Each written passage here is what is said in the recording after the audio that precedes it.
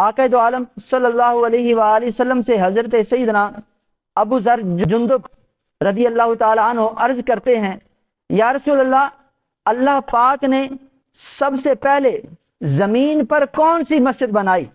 تو رسول اللہ صلی اللہ علیہ وآلہ وسلم نے فرمایا المسجد الحرام، مسجد حرام۔ عرض کی یا رسول اللہ، اس کے بعد کون سی مسجد بنائی گئی؟ تو نبی کریم صلی اللہ علیہ وآلہ وسلم نے فرمایا المسجد الاقصی، مسجد اقصی۔ حضرت سال عنہ عرض کرتے ہیں، یا رسول اللہ، مسجد حرام اور مسجد اقصی کے درمیان یہ جو بنانے کا فاصلہ یہ کتنے سال کا ہے؟ تو حضور فرماتے ہیں 40 عامن، 40 سال کا فاصلہ ہے۔ پھر حضور فرماتے ہیں جب مسجد اقصی کو بنا دیا گیا، اس کے بعد اللہ نے ساری زمین کو پاک کر دیا، ساری زمین کو لائق سجدہ بنا دیا۔ جہاں نماز کا وقت ہو، جہاں مسلمان چاہے وہیں مصلی بچھائے نماز ادا کرے، اس کی نماز ہو جائے گی۔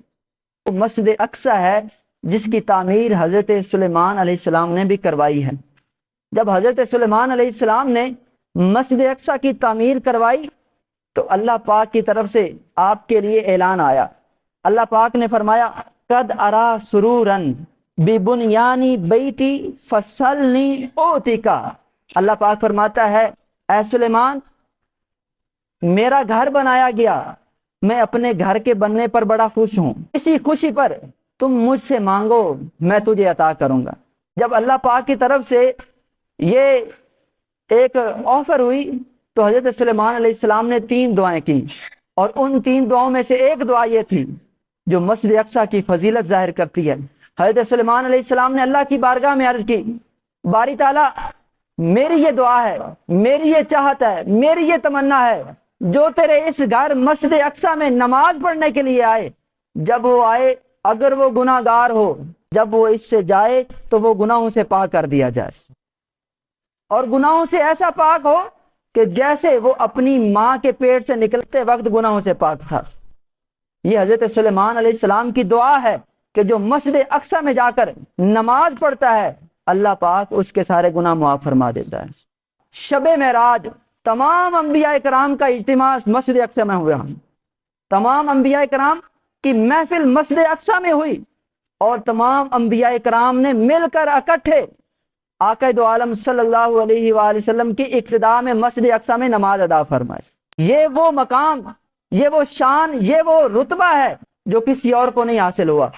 مسجد اقصی میں تمام انبیاء جمع ہیں، تمام انبیاء کے قدموں کو چومنے والی جو جگہ ہے وہ مسجد اقصی ہے، اور اسی مسجد اقصی کے اندر آقا دو عالم صلی اللہ علیہ وآلہ وسلم نے امامت فرمائی ہے۔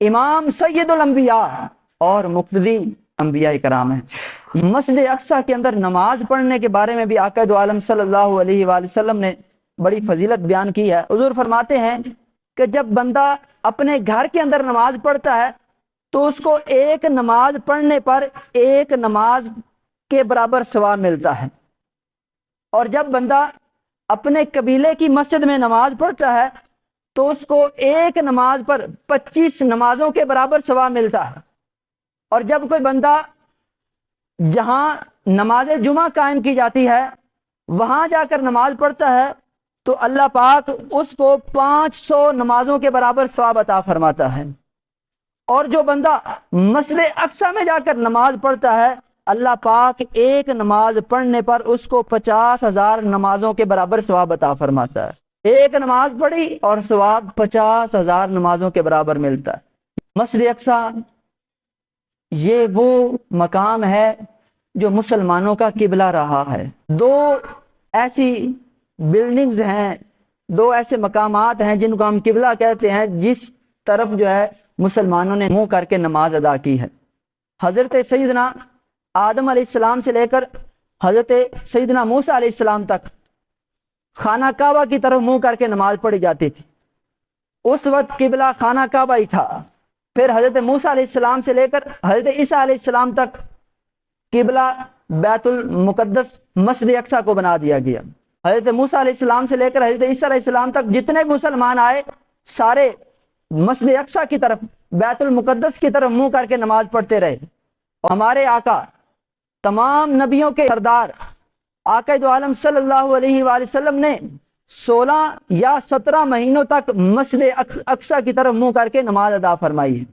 ہر نبی نے دجال کے فتنے کے بارے میں اپنے امتیوں کو آگاہ کیا۔ دجال کا فتنہ سب سے بڑا فتنہ ہوگا اور بڑے بڑے لوگ اس کے فتنہ کا شکار ہو جائیں گے۔ اللہ ہم سب کو اس کے فتنے سے محفوظ رکھے۔ آج ہم تو بس صرف وہ دنیا داروں کے تھوڑے تھوڑے وہ کارنامے دیکھتے ہیں تو ہم ان کو پتہ نہیں کیا کیا رتبے دے دیتے ہیں۔ وہ اس کے پاس تو اس کی بنائی ہوئی جنت بھی ہوگی، اس کی بنائی ہوئی دوزخ بھی ہوگی، وہ بندوں کو چیرے گا پھر زندہ کرے گا۔ آج ہم تو لوگوں کی تھوڑی تھوڑی وہ ایسے کارستانیاں دیکھتے ہیں، ان کے جادو دیکھتے ہیں تو ہم ان کو پتہ نہیں کیا کیا جو رتبے دے دیتے ہیں۔ وہ تو اپنے پاس جنت بھی لیے پھرا ہوگا، دوزخ بھی اس کے پاس ہوگی، اس کی اپنی بنائی ہوئی۔ لوگوں کو مرنے کا کہے گا، لوگ مر جائیں گے، زندہ کرے گا تو زندہ ہو جائیں گے، لوگوں کو چیرے گا، درمیان میں چلے گا، پھر ان کو جوڑے گا، لوگ جڑ جائیں گے۔ وہ فتنہ سب سے بڑا فتنہ ہوگا۔ ہر نبی نے دجال کے فتنے کے بارے میں اپنے امتیوں کو آگاہ کیا۔ آقا دو عالم صلی اللہ علیہ وآلہ وسلم نے بھی اپنے امتیوں کو دجال کے فتنے سے محفوظ رہنے کے بارے میں آگاہ کیا۔ اور یہ فتنہ جتنا بڑا ہے، حضور فرماتے ہیں کہ یہ 40 دن کے اندر پوری زمین پھیر لے گا، ہر جگہ پر اس کا قبضہ ہوگا، لیکن 4 ایسے مقامات ہوں گے یہ دجال وہاں پہ نہیں جا سکے گا۔ اور وہ مقامات کون سے ہیں؟ حضور فرماتے ہیں خانہ کعبہ، مسجد نبوی، مسجد اقصی اور کوہ طور پر یہ دجال نہیں جا سکے گا۔ ہر جگہ پر اس کا قبضہ ہوگا، یہاں تک کہ پانی کے اوپر بھی دجال کا قبضہ ہوگا، لیکن یہ 4 مقامات دجال سے محفوظ رہیں گے۔